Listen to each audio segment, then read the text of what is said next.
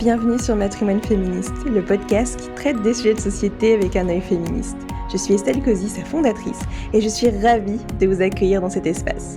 Vous n'avez d'ailleurs pas besoin de prendre de notes, puisque la retranscription complète de l'épisode se trouve sur mon site internet www.matrimoine-féministe.com. En attendant, je vous laisse rejoindre ma conversation avec mon invité du jour. Bonne écoute! Bonjour, bonsoir aux personnes qui nous écoutent. Je suis en compagnie de Johanna Lemler, avec qui nous allons parler de son podcast, notre Agada, Récits de femmes. C'est le premier podcast dédié au récit de libération des femmes juives. Il faut savoir que Johanna, c'est ma collègue dans mon entreprise Change Factory, qui est un cabinet de conseil et centre de formation. Donc je trouve ça vraiment chouette qu'on se retrouve dans cet espace. Du coup, Johanna, je te laisse te présenter de la manière dont tu le souhaites. Bonjour Estelle et merci pour cette introduction. Alors oui, je suis Johanna Lemler, je suis la dirigeante de Change Factory, je suis coach professionnel spécialisée pour les femmes et je suis également créatrice et host du podcast Notre Agada. Et je suis également l'heureuse maman dépassée de 3 adorables enfants. Parfait. Du coup, vu que ce podcast, c'est pour parler de ton podcast, Notre Agada, par rapport aux femmes juives, je me disais que c'était quand même important, dans un premier temps, de mentionner, par exemple, quelles étaient les grandes fêtes juives. Enfin, je sais que au moment où on enregistre cet épisode, on est au lendemain du lundi de Pâques. Je sais que dans la tradition juive, ça se dit Pessah, mais du coup, j'avoue que je ne sais pas du tout les différences qu'on peut avoir avec le Pâques chrétien, et je ne connais pas non plus les autres grandes fêtes juives, et du coup je me dis que ça peut être hyper intéressant pour les personnes qui nous écoutent d'avoir toutes les informations pour mieux comprendre les grands événements de la tradition juive. Alors il y a de nombreuses fêtes dans le judaïsme, je n'ai pas le temps de toutes les dire, mais on peut en présenter, je peux en présenter quelques-unes, et évidemment notamment celle de la Pâque. Mais avant, je pourrais parler d'une fête qui est très régulière dans le judaïsme, puisque c'est toutes les semaines. Il s'agit du Shabbat, qui tombe du vendredi soir jusqu'au samedi soir, donc samedi toute la journée, et qui est un jour de repos où on n'est pas censé travailler, en souvenir de la création du monde, où même Dieu s'est reposé pendant un jour hebdomadaire après la création. Voilà, donc ça c'est une fête très importante pour les juifs, dans le monde juif, qui est une fête où, a priori, voilà, on est amené à ne pas travailler, à ne pas utiliser l'électricité, ne pas utiliser son téléphone portable, et c'est un temps familial de repos. C'est une fête très importante. Et ensuite, on a un calendrier de fêtes juives qui tombe toute l'année. Il y a notamment une fois par an une fête qui est très connue, qui est la journée du Kippour, qui est une fête, la fête du pardon. On parle souvent d'ailleurs des juifs de Kippour, qui sont des juifs qui ne fêtent que cette fête-là. Et il y a également Hanouka, donc qui est la fête des Lumières, qui tombe à peu près en même temps que Noël. Il y a une grande fête, et on parle de plus en plus d'ailleurs des Juifs de cette grande fête, de Pessah, donc c'est la Pâque juive, qui n'a rien à voir avec la célébration de la Pâque chrétienne, qui est donc la fête de la libération. Et ça a c'est important pour la suite, pour mon podcast. Donc cette fête qui s'appelle Pessah est en commémoration, une fête où on se souvient et où on revit la sortie du peuple juif de l'esclavage.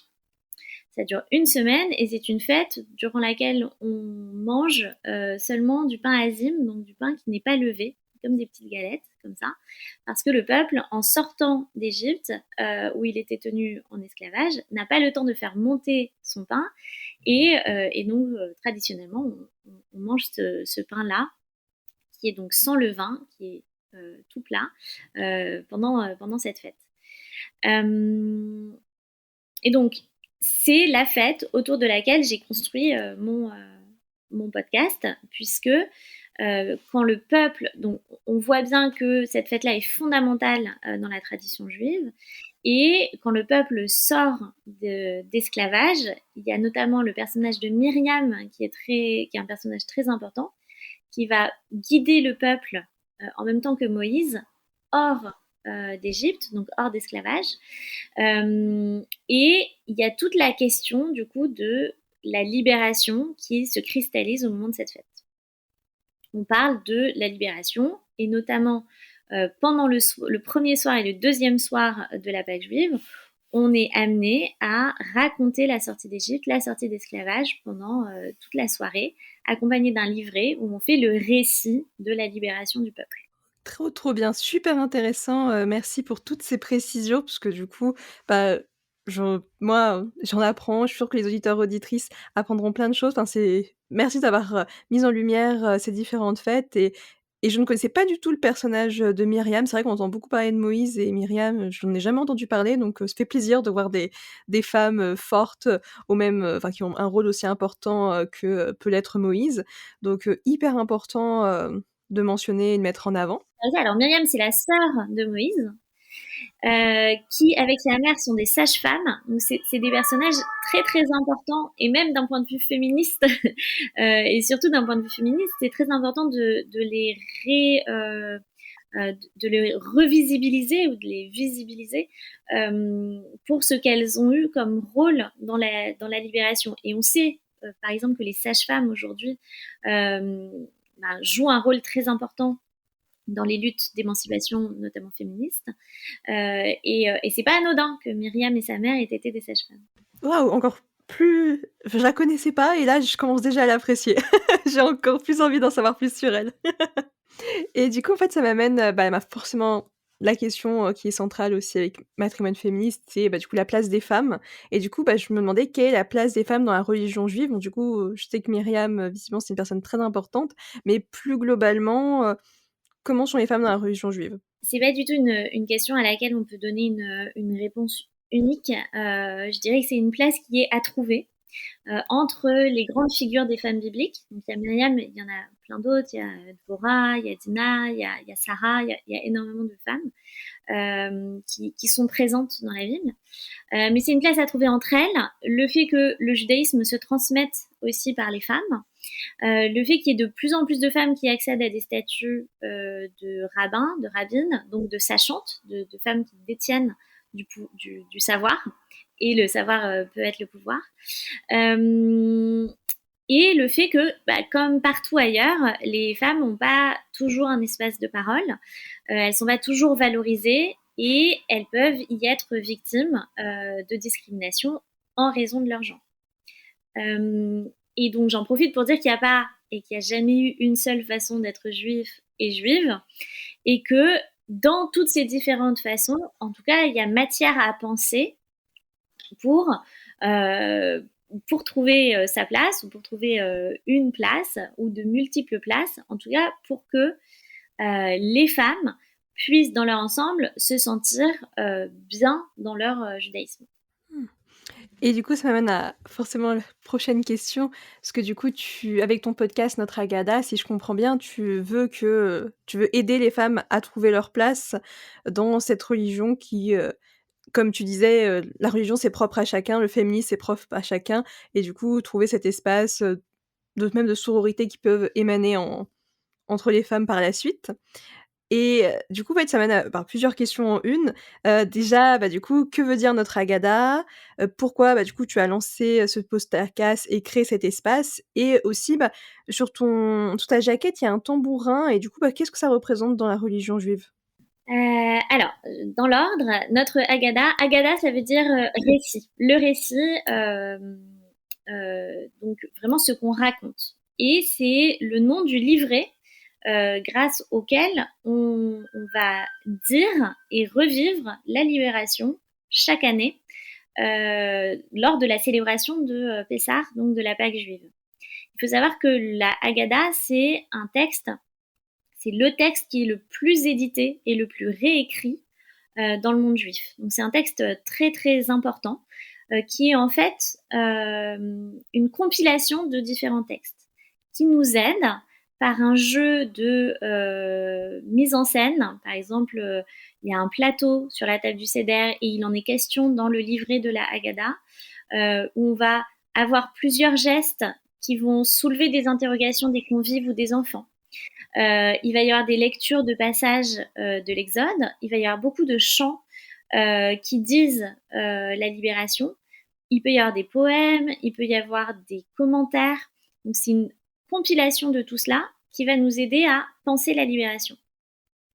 Donc il y a une Haggadah qui est dite traditionnelle que tout le monde suit, mais il y a aussi des réécritures qui sont des réécritures qui se servent de la matrice d'émancipation que représente ce récit, la Haggadah. Et ces réécritures vont venir infuser d'autres luttes émancipatrices. Il y a donc des Haggadot, au pluriel, qui sont antiracistes, des Haggadot qui sont pour la paix, etc., etc. Et ça devient un texte, si on utilise sa structure, qui peut accueillir plein de récits, en fait, de libération. Donc, voilà ce que veut dire Haggadah et pourquoi c'est un texte important. Ta deuxième question, c'était mon pourquoi. Pourquoi je fais ça et ben écoute, parce que à partir du moment où on valorise les récits et qu'on a pas mal de questions, ce qui était mon cas, j'ai décidé d'enquêter sur comment les femmes juives se racontent et comment ça passe en fait, par quoi ça passe d'être une femme juive. Évidemment, comme je l'ai dit, il n'y a pas une seule raison et une seule façon de dire. Et c'est toutes ces façons-là qui m'intéressaient. Pourquoi ça m'intéressait? Parce que souvent, enfin jamais en fait, j'avais entendu des femmes parler à l'intersection entre féminisme et judaïsme.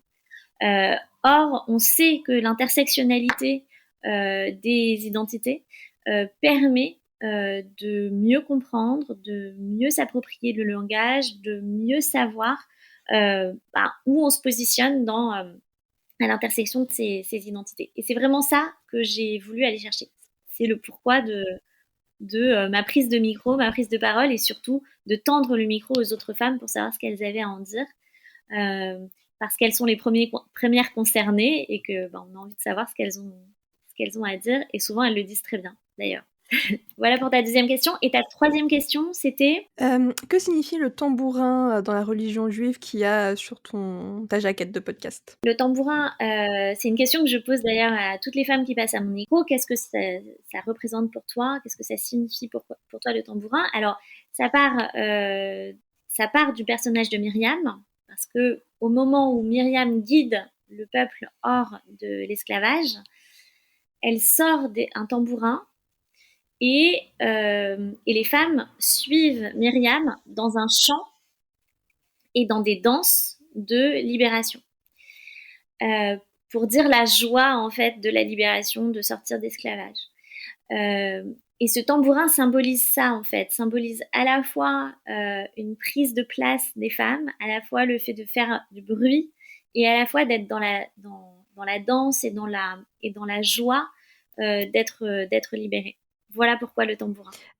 Pareil, je trouve ça super, ta démarche, du coup d'enquêter, sur, ce que les femmes juives racontent, parce que je trouve qu'il y a un côté, très inspirationnel, dans ce que tu dégages, dans ce que tu proposes sur ton podcast, parce que, il y a mille et une façons d'être inspiré, il y a mille et une façons de pouvoir prendre ce qu'on a envie de prendre dans ces récits et de se l'adapter pour soi, donc je trouve ça vraiment beau et pour terminer avec le tambourin, c'est aussi une très belle, symbolique, en tout cas, de prendre sa place, faire du bruit et être dans la joie, donc ouais, c'est très quelque chose de très festif, très positif et ça va bien avec, l'atmosphère que tu peux dégager dans ton podcast.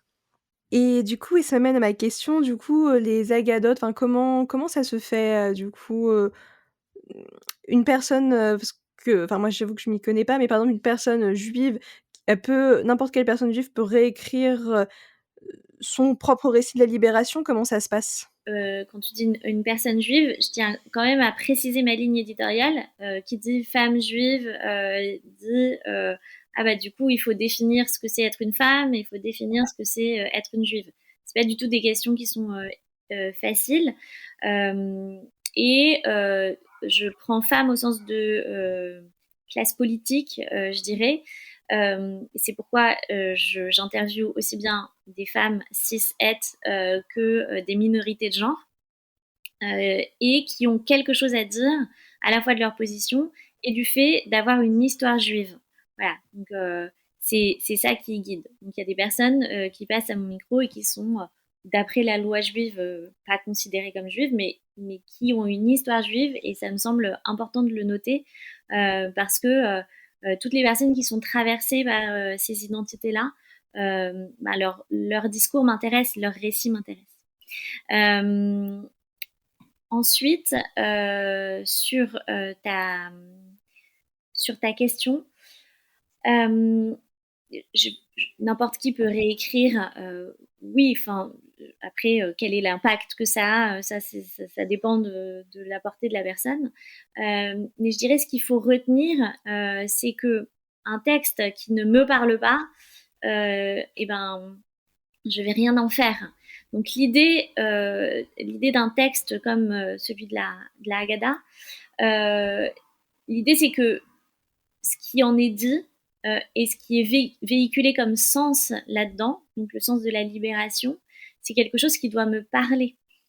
Si c'est complètement abstrait et théorique, alors ça m'intéresse pas de le relire chaque année.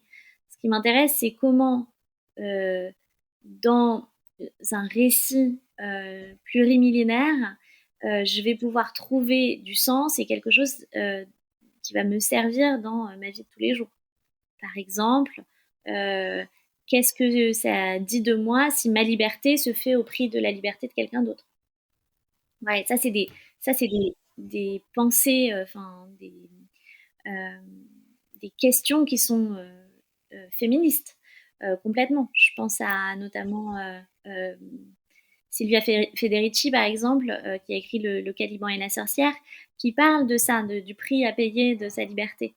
Donc c'est des questions éminemment actuelles et c'est la réécriture de textes plurimillénaires qui me permettent de réactualiser du sens constamment. Voilà. Et d'ailleurs, c'est la raison pour laquelle cette fête a toute sa raison d'être chaque année. C'est que chaque année, ça a du sens que je repense la libération. Parce que la liberté, c'est jamais un état acquis. C'est toujours un devenir libre, en fait. Et donc, mon devenir libre, il s'articule d'une certaine manière cette année, il s'articulera peut-être d'une autre manière l'année prochaine. Et c'est ce chemin-là qui est intéressant. Oui, de ce que tu nous dis, j'ai l'impression que c'est vraiment une démarche, d'introspection personnelle par rapport à tes valeurs, ta vision, du coup, chaque année. Et d'un côté, je trouve ça bien comme ça de pouvoir se recentrer sur des questions, qui nous semblent importantes dans nos valeurs, dans notre vie, pour nous, pour la société. Et du coup, en fait, oui, tu parlais, bah, la liberté et du coup, ça m'amène à te reposer la question, du coup, ça veut dire quoi pour toi cette année, devenir libre? C'est une question qui est pas facile. Euh, mais j'ai le sentiment que, alors on va fêter, donc, on va fêter Pessah là dans un mois à peu près. J'ai l'impression que le fait d'avoir permis la libération de la parole auprès de auprès des autres femmes et d'autres hommes d'ailleurs, parce qu'il n'y a pas que des femmes qui m'écoutent. Et on sait que le patriarcat pose aussi, fait peser des injonctions très fortes sur les hommes.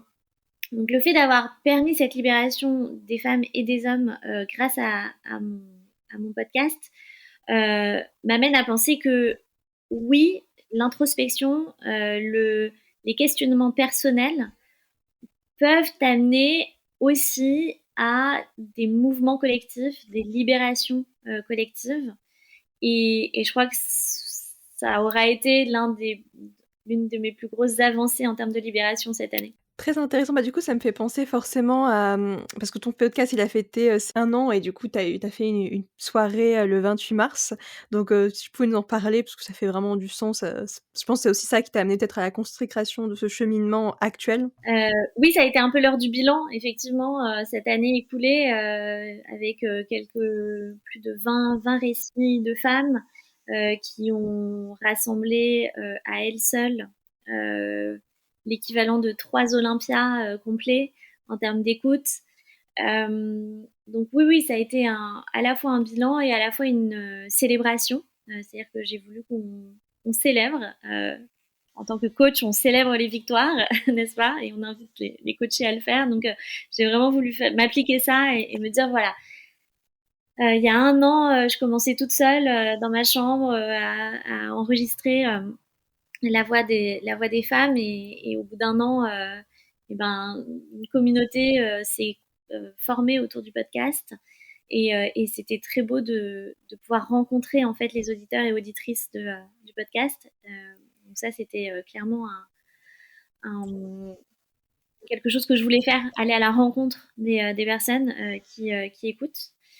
Et aussi jeter les bases de la suite, c'est-à-dire que ok, on a fait un an de recueil de récits, j'ai testé plein de choses, j'ai regardé comment réagissait aussi le public. Et là, il y avait à la fois la joie de la libération de la parole, à la fois la rencontre avec les auditeurs et auditrices, et à la fois jeter les bases du chemin du podcast vers notamment une réécriture francophone de la Haggadah, parce qu'il y a des traditions de réécriture féministe de la Haggadah et c'est ma prochaine étape en fait, de réécrire collectivement avec d'autres femmes une Haggadah des femmes. Waouh! Vraiment un superbe projet. D'ailleurs, est-ce que même s'il a pas encore enfin, je sais pas si tu l'as encore, commencé ou si c'est bientôt, mais est-ce que tu peux nous en dire plus sur comment, bah, tu comptes faire pour écrire cette Haggadah féministe avec les femmes de ton podcast, avec d'autres femmes? Alors, c'est encore à l'état embryonnaire aujourd'hui. Ce qui est sûr, c'est qu'on a commencé d'ébaucher avec, enfin, de faire une ébauche, de lancer une ébauche avec les femmes qui étaient présentes sur scène euh, lors du live du podcast. On a commencé de jeter les bases d'une réécriture, à quoi ça pourrait ressembler, quels seraient les textes, quels seraient les chants. Et pour l'instant, voilà, on doit se revoir et retravailler cette ébauche. Ce qui est sûr, c'est que tous les matériaux du podcast seront réutilisés pour cette Agada des femmes. Et ce qui est sûr aussi, c'est que je veux que ce soit un projet collectif. Donc, ça sera, voilà, on fera des ateliers certainement. Je suis en train de réfléchir au format, mais on sera plusieurs à travailler sur ce projet. Vraiment bravo, pour avoir initié ce projet et bravo aussi aux femmes, qui sont, bah, déjà là avec ce projet avec ta embryonnaire, je trouve ça vraiment, beau. En fait, c'est vraiment la puissance de la sororité qui est reflétée et ça, je trouve ça hyper intéressant, de voir la religion de cette façon qu'on peut enfin, la solidarité, elle est présente, partout, en fait et ouais, c'est beau en vrai. Ouais, c'est très beau. Merci de parler de ça parce que cette place de la solidarité, cette place de la sororité est centrale. Il y a plusieurs femmes qui sont passées dans le podcast qui le disent très très bien. C'est-à-dire si ma libération est faite toute seule, elle a aucun sens. Elle ne peut avoir du sens que dans un élan collectif. Euh, et ça invite voilà, à s'ouvrir à d'autres récits, à d'autres manières d'être au monde euh, et, et aussi à collectivement rendre désirable la place des femmes, que ce soit dans le monde et en général et dans le monde juif en particulier. C'est-à-dire euh, qu'est-ce qui va rendre ces identités et l'intersection de ces identités possible, joyeuse et qu'on ait envie d'en faire partie en fait. Euh, et j'ajoute que d'entendre les femmes, d'entendre leurs récits, de voir comment elles négocient en fait leurs différentes réalités, euh, accroît, augmente la sororité. C'est-à-dire que de les voir et de les entendre, je trouve, enfin, moi, elles m'impressionnent toutes énormément. Je trouve qu'elles sont ouais, vraiment admirable. Donc ouais, ça augmente ça, ces liens. Ça crée des liens très très forts. Ça tisse des liens très forts. Ouais, c'est clair, je veux bien le croire que c'est vraiment une expérience, qui est bénéfique pour toutes et pour tous, pour le monde, aussi, enfin pour toutes et tous, pour tout le monde. Et du coup, en fait, ça m'a amené à penser à une question. Imaginons qu'il y a une femme juive qui écoute, ce podcast et qui se demande, bah, du coup, comment faire, on va dire, pour créer, cette sororité. Enfin, bien sûr, tu as commencé à en parler, à écouter des récits de femmes, propager, ces récits, s'en inspirer. Mais, bah, si tu as d'autres conseils, à pouvoir partager ou même aller plus loin sur cette pensée, n'hésite pas. Il y a une phrase de Madeleine Albright que j'aime beaucoup. Elle dit il y a une place en enfer réservée, spéciale en enfer, réservée pour les femmes qui n'ont pas tendu leurs mains aux autres femmes. Je trouve que c'est intéressant. Alors, j'y ai consacré d'ailleurs un épisode particulier sur la sororité. Et c'est une question que se sont posées plein de féministes, notamment Bell Hooks, qui est une féministe noire américaine. Elle, elle pose la question de la solidarité. Et je pense que c'est très important de conscientiser le fait que dans un système patriarcal, les femmes sont invitées à être des rivales permanentes, en fait. Parce qu'il y a très peu de place pour les femmes. Euh, et, euh, et les femmes sont encouragées à se battre pour obtenir une place. Et je crois que de le conscientiser et de se dire qu'en fait, on n'est pas rival, mais qu'on a tout intérêt à être dans une démarche collective, accroît la sororité, accroît les liens. Donc voilà, je vous invite à écouter cet épisode particulier sur la sororité qui déconstruit un petit peu la façon qu'on a d'être. Ça se voit beaucoup en entreprise aussi. On a toujours des femmes qui se tirent dans les pattes. Alors, pas toujours et pas seulement, mais ça peut exister ce genre de comportement. Et se rappeler qu'on peut faire autrement en fait. Que c'est pas les femmes sont pas comme ça. C'est pas inscrit dans notre ADN, le crépage de chignon. C'est vraiment parce qu'on est encouragé dans ces comportements. Et ça m'invite aussi ça me fait penser à un autre concept qui est celui utilisé par Adrienne Rich, qui est celui de la femme alibi. Adrienne Rich, elle parle de femme alibi pour désigner ces femmes qui sont très peu nombreuses, qui sont placées à des postes de pouvoir et qui vont servir d'alibi à tout le monde, d'alibi au système patriarcal qui va dire bah, vous voyez bien que les femmes peuvent aussi accéder à des postes de pouvoir. Donc il n'y a pas de problème en fait. Il y a des féministes revendiquent des choses qui n'ont pas lieu d'être puisqu'il y a des femmes qui sont à des postes de pouvoir. Mais il y a aussi quelque chose de pervers là-dedans. Enfin, déjà ça c'est pervers, mais il y a aussi autre chose de pervers qui est que, en plus, on va louer les caractéristiques de cette femme en disant oui, mais elle est à cette place-là parce qu'elle est exceptionnelle. Ce qui voudrait dire que toutes les autres femmes ne le sont pas et que c'est pour ça qu'elles ne peuvent pas accéder à des postes de pouvoir. Et je trouve que cette notion de femme alibi permet justement de repenser le fait qu'il y a une rivalité seulement parce qu'il y a très peu de places qui sont accordées aux femmes de manière générale à des postes de pouvoir. Et ça invite à penser que non, en fait, c'est pas parce que cette personne est exceptionnelle. On a toutes des potentialités qui ne cherchent qu'à s'exprimer. Et, et les femmes aussi peuvent encourager ces potentialités entre elles. Par rapport à ce que tu disais sur la femme alibi, bah, du coup, ça me donne des idées de questions. Bah, du coup, peut-être nous donner un exemple, de femme alibi pour que toutes les personnes qui nous écoutent, bah, identifient, qu'est-ce que ça signifie concrètement?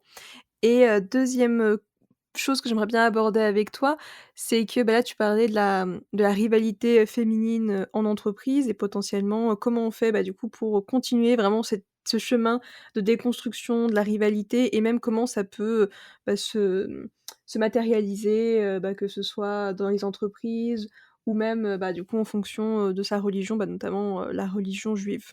Alors, je vais répondre à ta première question et je te demanderai de me reformuler la deuxième, pardon, parce que j'étais déjà partie sur la première. Un exemple de femme alibi, ça peut être une femme Premier ministre dont on dira, tu vois bien que que les femmes peuvent être Premier ministre.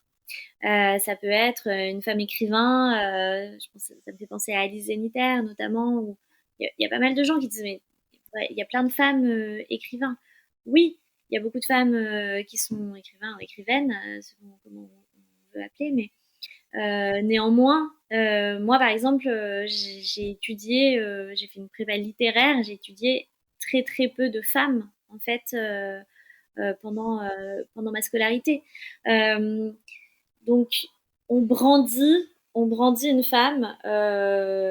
On va dire, il y a une femme philosophe, c'est Hannah Arendt, donc c'est celle qu'on va citer tout le temps. Néanmoins, ça fait comme on aurait l'impression qu'il n'y a qu'une seule femme qui a été philosophe, ce qui n'est pas vrai. Il y a une multitude de femmes qui ont été philosophes. C'est juste qu'elles sont peu étudiées, mais il y en a qu'une qui est brandie, dont le nom est brandi en fait, comme si avec ce nom-là, avec cette présence-là, on était exempté de visibiliser toutes les autres femmes qui sont pourtant aussi philosophes, chercheuses, etc., autrices. Voilà, c'est ça les exemples de femmes à Libye qui me viennent. Et ta question suivante? Avant de passer à la question suivante, juste de penser à rebondir sur cette question, ce que tu viens de nous dire, parce qu'en fait, clairement, je comprends, ouais, la femme enfin, en fait, j'ai toujours l'impression que les femmes, elles ont toujours été invisibilisées, bah, c'est pas une impression, c'est la réalité dans toutes les sphères de notre société et comme tu dis, on a l'impression que oui, les femmes, qui ont fait des grandes choses, bah, c'est forcément, on va dire, des femmes, exceptionnelles. Alors qu'en fait, on peut tous agir et toutes, à notre propre échelle, à notre propre impact. Il y a pas besoin d'être exceptionnel, on va dire, pour, se démarquer. Il faut juste, bah, du coup, permettre aux femmes de prendre leur place et du coup, en fait, ça m'amène à la question, bah, du coup, que je vais te la reformuler, celle que j'ai posée tout à l'heure. C'était, bah, pour, la déco sur la question de la déconstruction de cette rivalité féminine qui peut exister, bah, quelles actions on peut mettre en place, bah, du coup, que ce soit, bah, pour soi-même déjà, j'ai compris avec ce que tu nous dis que pour, avoir une partie de la déconstruction, c'est important de lire, de valoriser des récits de femmes. Mais pour, bah, si tu as encore, ouais, d'autres conseils, parce que j'aime bien, s pouvoir prolonger un maximum, les réflexions, pour, donner des pistes aux personnes qui nous écoutent pour, bah, pouvoir, mettre des actions en place dans leur propre vie personnelle, professionnelle, en fonction, bah, du coup, là, notamment de la religion juive. Donc voilà, je sais pas si c'est plus clair maintenant la question, comment je la présente? Alors je sais pas là si le côté intersectionnel enfin, de manière générale, le côté intersectionnel, le fait de visibiliser et d'entendre des personnes qui sont à l'intersection de plusieurs identités est toujours intéressante parce que ce sont des vécus et des parcours qu'on gagne à entendre de manière à conscientiser l'expérience des gens qui nous entourent. Ça, c'est toujours vrai. Euh, ensuite, alors il y a des actions à mettre en place dans l'entreprise, évidemment. Il y a des formations, des ateliers. Moi, j'anime de nombreux ateliers de marque employeur, par exemple, dans l'industrie, comment industrialiser les métiers, comment féminiser les métiers de l'industrie, comment libérer aussi la parole, comment valoriser des initiatives de femmes, comment ne serait-ce que mettre en place des vestiaires pour les femmes pour qu'elles aient aussi elles aussi des expériences de travail qui soient pas tout le temps discriminants à cause de leur genre.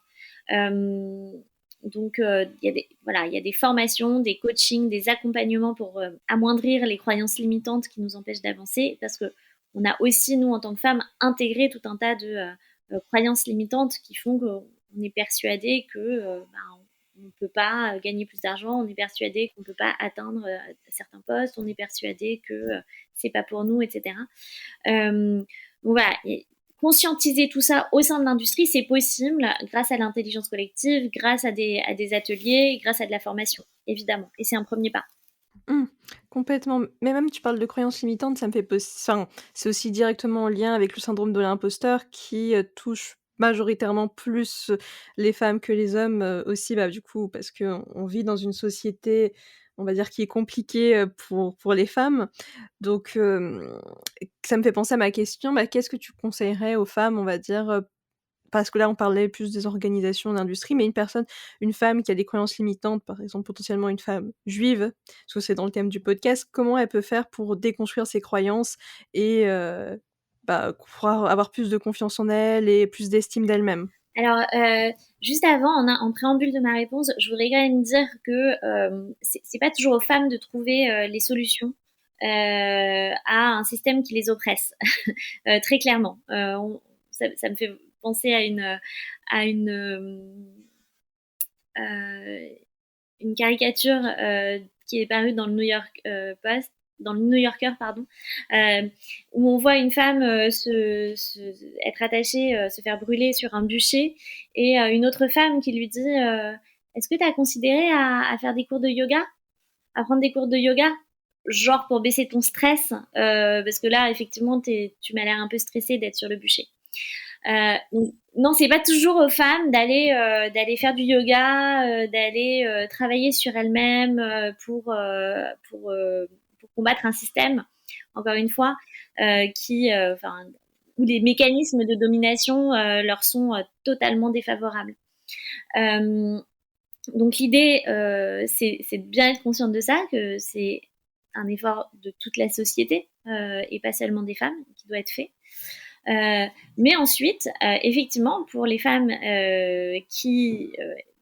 je parle de nous toutes en fait, hein, qui avons intégré que, je renvoie à Mona Chollet, hein, qu'on doit se faire toute petite, pas trop prendre de place, pas trop prendre la parole, il y a euh, des façons quand même de s'en rendre compte et de lutter contre notre petite voix intérieure qui nous dit non mais quand même tu vas pas te mettre sur des talons hauts parce que on va voir que toi était déjà grande, non mais tu vas pas prendre la parole, etc. Les femmes se font constamment couper la parole. C'est pas moi qui le dis, c'est des statistiques. Elles ont beaucoup moins la parole dans les médias. Donc à la fois il faut réhabiliter le temps de parole des femmes et à la fois faire taire cette petite voix. Et ça passe par du coaching parce que ça se joue à chaque fois pour des personnes à d'autres endroits. Euh, donc apprendre à prendre la parole et à pas se faire petite, c'est des choses qu'on peut débloquer et qui peuvent nous libérer d'un syndrome de l'imposteur. Très intéressant ce que tu nous dis et ça me fait penser, vu que toi tu es coach, comment tu fais pour accompagner des femmes, du coup, qui ont des croyances limitantes à s'en défaire et pouvoir prendre le pouvoir sur leur vie? Alors, je propose des coachings. J'ai plusieurs protocoles de coaching. J'ai des protocoles classiques de 5 à 7 séances d'une heure. Et j'ai lancé deux protocoles spécifiques, l'un lié à l'argent pour déboîter les croyances limitantes liées à l'argent, et l'autre aussi sur comment s'aligner avec son désir ou son non-désir d'enfant, parce que c'est quelque chose qui vient souvent. C'est une question qui naît très souvent chez les femmes qui mènent carrière et qui ont ce désir d'enfant. Est-ce que c'est le bon moment? Est-ce que j'en ai vraiment envie? Est-ce que je suis avec la bonne personne? Quand on sait la charge mentale qui pèse sur les femmes mamans, c'est aussi des questions qui sont très importantes. Euh, et après, comment je les aide? J'ai pas mal de ressources que je conseille pour euh, donner en fait des clés pour penser son être femme dans sa vie perso ou dans sa vie professionnelle. Euh, il y a pas mal d'outils qu'on utilise en coaching pour voilà, des protocoles très clairs pour travailler sur nos croyances limitantes. Et j'envisage toujours mes cycles de coaching avec de la bienveillance piquante, c'est-à-dire que j'accueille toujours ce qui est dit dans un espace safe. Ça, c'est très important pour moi, de cadrer l'espace de coaching comme un endroit où peuvent se dire absolument tout sous le sceau de la confidentialité et du non-jugement. Euh, mais je dis bienveillance piquante parce que justement, à certains endroits, ça vaut le coup de relever ce qui est dit par la coachée, par la personne que j'accompagne, pour accélérer et accentuer les prises de conscience. Et c'est dans ces prises de conscience et par un jeu de questions que va advenir, je pourrais dire, une certaine libération des croyances limitantes. Mais d'ailleurs, par rapport à ça, je pense que c'est important de mentionner que moi-même, j'ai été coachée, par, Johanna, l'an dernier, quand j'étais en pleine, construction, en train de poser les bases de mon média et c'est vrai que les conversations qu'on a eues, ça m'a permis de débloquer pas mal de choses sur notamment, comment en fait, même sur ce podcast, la façon dont il est fait actuellement, c'est aussi grâce aux fruits des réflexions que j'ai pu avoir avec toi parce que, c'était important de tout dérouler, tout poser, de savoir quel ton je voulais donner, quelle façon je voulais le faire et en fait, c'était difficile d'avoir un propre recul, par rapport à ses propres, questionnements, mais avoir, cette bienveillance piquante qui vient te t'apporter un œil neuf et qui vient te challenger, mine de rien, ça permet, de pouvoir aller toi-même par la suite, à force de réflexion et de travail, vers ce que tu as envie d'aller et du coup, là, ce travail, qu'on a mené en amont, ça permet mon travail actuel sur la libération aussi des paroles, féministes. Du coup, oui, tout est une question de libération de parole dans ce podcast. Et du coup, ça va m'amener à vouloir te demander d'où vient, ton féminisme pour le coup? De plein d'endroits, je dirais. C'est un ongoing process. Euh, j'ai eu plusieurs révélations, je dirais, féministes. J'en ai eu à la naissance de mes filles, puis de mon garçon. Euh, ça, ça m'a posé plein de questions sur la place qu'auraient ces enfants dans le monde, clairement. Euh, ça m'a. Puis il y a pas mal de lectures aussi qui m'ont ouvert l'esprit là-dessus, notamment ma première lecture, c'est une amie qui me l'a offert, Anaëlle Huningman, qui est aujourd'hui complètement impliquée d'ailleurs dans la réécriture de la Haggadah des femmes, qui m'a offert Une chambre à soi de Virginia Woolf. Et c'était il y a 8 ans maintenant. Euh, et c'est cette lecture suivie par d'autres, hein, Les Trois Guinées de Virginia Woolf, puis évidemment Virginie Despentes, Bell Hooks, il y en a plein, Adrienne Rich que j'ai déjà cité. Toutes ces lectures-là et tous ces ajouts viennent, oui, c'est ça que je voulais dire, euh, sont venus en fait, et c'est quelque chose que je vois très clairement aujourd'hui avec les auditrices et les auditeurs de notre Haggadah. Euh, tout ça vient confirmer des intuitions que j'avais avant d'avoir une pensée articulée féministe. C'est-à-dire qu'on vit dans un monde où on perçoit, enfin moi en tout cas c'était mon cas, j'ai l'impression que j'étais pas la seule, je percevais très clairement des mécanismes structurels qui étaient à l'œuvre, mais qui me dépassaient complètement. Et de lire des féministes, ça permet en fait de, euh, de se dire on n'a pas été la première à le penser, qu'en fait il y a un continuum que Adrienne Rich appelle le continuum lesbien, il y a un continuum de la pensée féministe euh, euh, qui nous aide drôlement à conscientiser et à identifier ce qu'on est en train de vivre. Ça, c'est vrai, des vraies révélations. Quand Virginia Woolf parle d'avoir une chambre à soi, euh, tout à coup, on se dit, mais attends, en fait, elle dit pas juste une chambre à soi, elle dit un peu d'argent et une chambre à soi. Et dans Les Trois Guinées, elle développe ça. Oui, parce que en fait, c'est le début de la libération et de la possibilité d'une pensée singulière.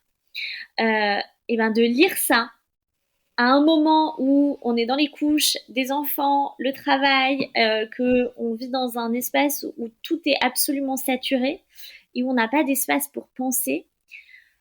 Cette lecture vient nous dire, ok, ton intuition était juste et il y a des femmes qui avant toi, dans une solidarité, dans une sororité, dans tout ça, euh, ont pu exprimer ce que tu vis. Voilà, et ça, c'est la naissance de mon féminisme. De me dire, mais ok, il faut lire plus. Enfin, j'ai pas fini encore de lire tout ce qui a été dit, tout ce qui a été pensé sur ces mécanismes-là. Et voilà, c'est la naissance de mon engagement et de ma pensée féministe. Et ensuite, je vais quand même dire un mot du travail remarquable qu'a fait Lorraine Bastide avec son podcast La Poudre, qui était elle a fait énormément de saisons, je crois 5 ou 6 saisons, peut-être 7, euh, qui, euh, euh, qui a été la première, c'était très très innovant ce qu'elle a fait, la première à donner la parole à des femmes sur un temps long.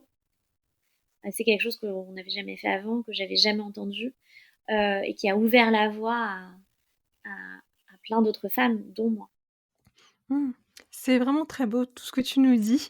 Surtout qu'en fait, oui, je te rejoins complètement sur le fait qu'on n'a pas conscience que le féminisme, c'est quelque chose qui se trame, enfin qui existe depuis des générations et des générations. Et parce que, bah, justement, on n'est pas informé, la société invisibilise les femmes et du coup, bah, donner cette parole aux femmes, montrer enfin, lire des écrits de femmes, écouter des femmes parler, écouter des podcasts de femmes, ça permet aussi de, bah, de construire, sa propre identité dans une certaine mesure, parce que tu vas apprendre ce qui colle à toi, ce que tu as envie d'expérimenter dans ton propre féminisme et dans ta propre vie perso, pro, pour, bah, te donner tes propres clés puisque chacun, en fait, on a son propre chemin, à tracer et du coup, être guidé, ça nous permet de rendre la vie tellement plus belle, tellement plus simple dans le sens où il y a cette sororité qui est là, qui émane d'autres femmes qui ont créé des choses pour d'autres femmes et heu et d'un côté, ouais, c'est très poétique en vrai. C'est très poétique et la poésie a un rôle très très important dans Tagada et dans les luttes émancipatrices de toute façon. Et oui, il y a cette invisibilisation fait qu'on n'a pas conscience du tout du travail qui a été fait pendant des générations en fait par les femmes. D'ailleurs, oui, tu parlais de poésie et je sais que tu es aussi poète à tes heures perdues. Si tu peux nous en dire un petit mot? Avec plaisir. Oui, j'ai aussi un compte Instagram où je publie de la poésie. Je publie aussi souvent dans des revues poétiques parce qu'il y a une vie poétique en France et à l'étranger d'ailleurs, aux États-Unis, au Canada, via des revues poétiques qui sont des trésors de réinvention continue de la langue. Euh, oui, il y a un lien très étroit entre féminisme et poésie, en fait, parce que la poésie permet une réappropriation du langage. Euh, Ça permet, euh, comme dit Monique Wittig, de trouver des manières de dire les choses comme si c'était pour la première fois. Euh, et je pense que ça, c'est hyper intéressant. Ça fait le lien, en fait, à la fois avec notre Haggadah, avec les luttes féministes, avec voilà, les réécritures. Dire les choses comme si elles étaient dites pour la première fois, ça veut dire comment je fais pour que la parole qui circule dans le monde fasse sens pour moi. Et si ce mot-là, en fait, je pouvais l'utiliser, mais dans un sens un peu différent. Si ce mot-là, je l'accolais avec un autre mot pour faire advenir un sens différent. Et donc, c'est l'appropriation du langage et comment on dit les choses. C'est pour moi un premier pas vers la libération, et pas que pour moi, c'est pour plein d'autres femmes. C'est pas du tout un hasard si les femmes que j'ai citées sont pour la plupart aussi des poétesses. Je peux ajouter à la liste pardon, Ursula Le Guin, qui est une grande écrivaine de science-fiction, qui est également poétesse. Margaret Atwood, qui est l'écrivaine qui a écrit The, la, The Handmaid's Tale, la servante écarlate. Ouais, qui est elle aussi une poétesse, Audre Lorde, qui est une afrodescendante américaine, qui pareil est une poétesse. Voilà, c'est pas un hasard si toutes ces femmes-là ont écrit de la poésie, c'est parce que c'est un acte en fait de prise de parole et d'une prise de parole de l'endroit où on est, de l'endroit où l'on est, pour faire advenir un sens différent. C'est le début de la révolution pour moi, la poésie. Waouh, en fait, j'ai l'impression, ouais, tout ce que tu nous as dit sur la poésie, en vrai, ça fait vraiment une belle conclusion par rapport à tout ce qu'on s'est dit. Enfin, on pourrait interpréter ça limite comme le mot de la Très bien. fin. Du coup, à part si tu veux rajouter encore un petite chose et comme ça après on passe, pour les 5 dernières minutes à mes dernières petites questions. Non, j'adore, finir sur la poésie. Avec grand plaisir. Bah, du coup, voilà, on va passer sur les 5 dernières questions, enfin, que je pose généralement, au micro de Matrimoine féministe. Alors du coup, qui sont, tes rôles modèles? Ça peut être des femmes juives comme des femmes non juives. Ouais, j'ai énormément de femmes, qui m'inspirent. Dans les femmes qui m'entourent, évidemment, les femmes de ma famille, ma grand-mère, je me présente dans mon podcast comme Johanna Colette Lemler, parce que je porte en deuxième prénom le nom de ma grand-mère Colette, qui est vraiment un modèle, qui a été un modèle pour moi, dans sa résilience, dans le don de soi à l'autre, et à la fois dans l'injustice totale de l'invisibilisation de ce qu'elle a fait, en fait, pour la famille. Et donc, par mon engagement aujourd'hui, c'est aussi une manière de réhabiliter qui elle a été et comment on n'a pas parlé de ça, mais comment dans le care, donc le prendre soin des femmes, il y a quelque chose de si juste, si vrai et qui gagne à être valorisé aujourd'hui pour, pour, pour que le monde soit meilleur. Ça, j'en suis convaincue. Voilà, je parle de ma grand-mère, mais il y a aussi ma mère, ma belle-mère. C'est des femmes qui sont importantes, qui tiennent un rôle très important dans ma vie. Après, toutes les femmes que j'interviewe, encore une fois, toutes les femmes qui passent à mon micro sont des femmes pour qui j'ai une admiration immense et qui m'inspirent et qui sont des modèles d'ouverture, euh, ouais, toutes leurs actions en fait sont faites. Enfin, c'est peut-être un lieu commun, mais ça me semble tellement important. Toutes leurs actions sont tournées vers les autres avec beaucoup d'amour en fait, et je trouve que c'est très beau d'être entourée par ces femmes-là. Et ensuite, si je reprends dans la tradition juive, oui, il y a effectivement ce personnage hyper important et intéressant de Myriam. Il y a les filles de Tsélophrade qui viennent réclamer un héritage parce qu'elles n'ont pas eu de frère et qui disent qu'elles, en tant que femmes, elles doivent avoir part à l'héritage. Et donc, c'est symboliquement l'héritage voilà, qu'est-ce qu'on charrie dans notre histoire. Et Dieu leur donne raison. Dieu dit qu'effectivement, c'est pas à cause de son genre qu'on peut pas avoir d'héritage. Donc je trouve que c'est très beau et on peut s'en inspirer. Il y a la reine Esther aussi qui a un rôle très important. Voilà, toutes ces femmes sont Déborah qui est une femme juge dans la Torah. Donc voilà, toutes ces femmes-là sont éminemment importantes, éminemment libres et sont des rôles modèles chacune à leur manière. Merci pour ce partage, c'est vrai que ça donne envie de toutes les connaître encore une fois. Du coup, ma dernière petite question, bah, du coup, on parlait de ressources, mais du coup, tu nous as parlé, évidemment de La chambre à soi de Virginia Woolf. Hem, si tu enfin, si tu d'autres ressources à nous partager. Après, c'est vrai que le temps file. J'aimerais bien continuer cette discussion pendant longtemps, mais malheureusement, il faudra faire court. Non, mais je crois que c'est, en tout cas pour les personnes qui connaissent pas et qui veulent rentrer dans le féminisme, je pense que ça, vraiment des références très importantes. Une chambre à soi de Virginia Woolf. Il y a Monique Wittig aussi, La pensée straight. Euh, Mona Chollet. Voilà, toutes ces femmes gagnent à être lues. Virginie Despentes avec King Kong Theory me semble aussi un incontournable. Euh, et les podcasts, évidemment. Super, merci. Et du coup, on peut passer avec les 2 dernières questions. Alors, que signifie, le terme féminisme pour toi?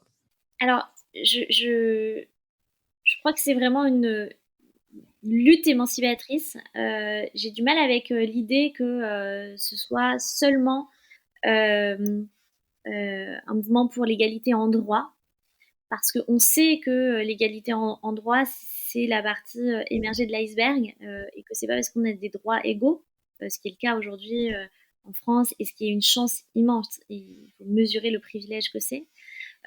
Néanmoins, c'est pas parce que le droit est acquis, que l'égalité en droit est acquise, que le reste, que l'égalité, je dirais, sociale, euh, économique, est vraie. Et donc, Donc pour moi, le féminisme, ça va au-delà de la simple égalité en droit. Ce serait, je dirais, un engagement, une mobilisation pour un monde où les mécanismes de domination sont réduits. Le féminisme, c'est une bonne entrée en matière pour penser tous les mécanismes de domination qui sont à l'œuvre, que ce soit par la classe, par le genre, par la religion, par la couleur de peau, etc. Très clair, merci beaucoup. Et du coup, pour la dernière question, qui aimerais-tu voir au micro de Matrimoine féministe? Plein de femmes, énormément de femmes. Je pense là tout de suite à Charline Moreau qui a un podcast qui s'appelle Les Alignés. Je pense à Odayo qui a un podcast sur la midlife et la ménopause. Je pense à Rebecca Amselem qui a une newsletter qui s'appelle Les Glorieuses, qui est passionnante. Je pense à Lorraine Malka qui a sorti un livre sur les mangeuses, qui s'appelle Les Mangeuses, sur le rapport des femmes à la nourriture. Voilà, énormément. Super, merci beaucoup. Bah, justement, Odayo, elle arrivera dans les épisodes sous peu. Et pour les autres, bah, ce sera avec un grand plaisir de les interviewer également. Bah, en tout cas, bah, voilà, merci beaucoup, Johanna, pour ton temps. C'était un épisode très enrichissant, comme tous ceux de Matrimoine féministe, c'est vrai, mais ça m'a fait vraiment plaisir de discuter avec toi. J'ai appris plein de choses, on a parlé de plein de choses, et c'était ultra enrichissant et full valeur ajoutée pour les personnes qui vont nous écouter. Merci Estelle. Bon bah du coup, je vous dis, ciao ciao tout le monde et je mettrai, dans la description, les liens, pour suivre Johanna sur ses différents réseaux sociaux, écouter son podcast évidemment. Merci. Merci d'avoir écouté cet épisode, j'espère qu'il vous a plu. Si c'est le cas, je vous invite à parcourir la retranscription de l'épisode sur mon site internet www.matrimoine-féministe.com et me laisser votre avis en commentaire. Cela me ferait vraiment plaisir de vous lire et de vous répondre. À très vite!